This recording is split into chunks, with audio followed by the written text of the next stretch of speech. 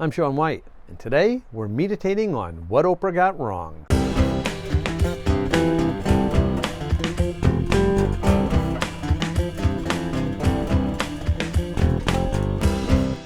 I spent a lot of time researching the topics for these episodes to ensure that I'm giving you the most factual and accurate information that I can, which is why it drives me crazy when I hear people spouting erroneous information or crazy theories. Now, usually I let the trained professionals handle the debunking of the more science-based claims. However, there was something in Oprah Winfrey's latest special on weight loss that's been bothering me, and I wanted to talk about it.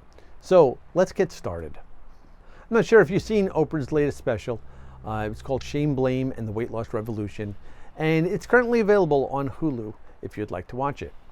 Now, I found it to be a bit biased, which is fine because most documentaries, authors, influencers are all biased to some degree. And I would even say that this channel is biased to a certain extent. So that's not what I had a problem with. And I'm not going to get into the science of weight loss drugs either. That was a large part of the special, and that'd be a whole nother video.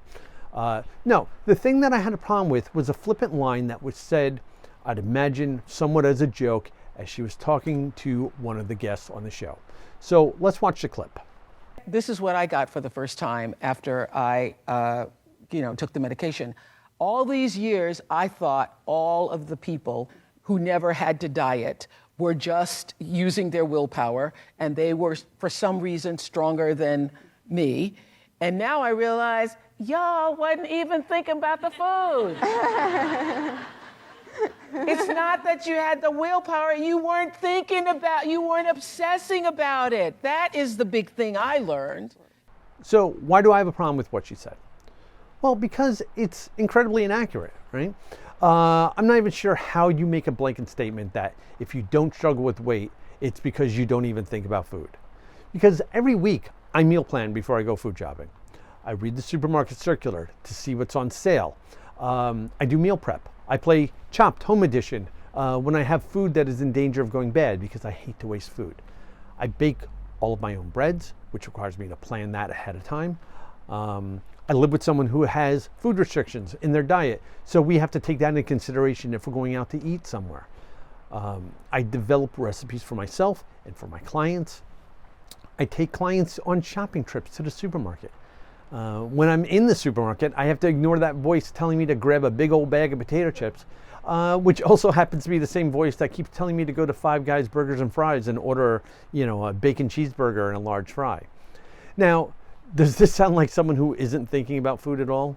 I may not suffer with obesity or struggle with my weight, but I actually obsess over food quite a bit. And I might not struggle with my weight because I do obsess over food all the time.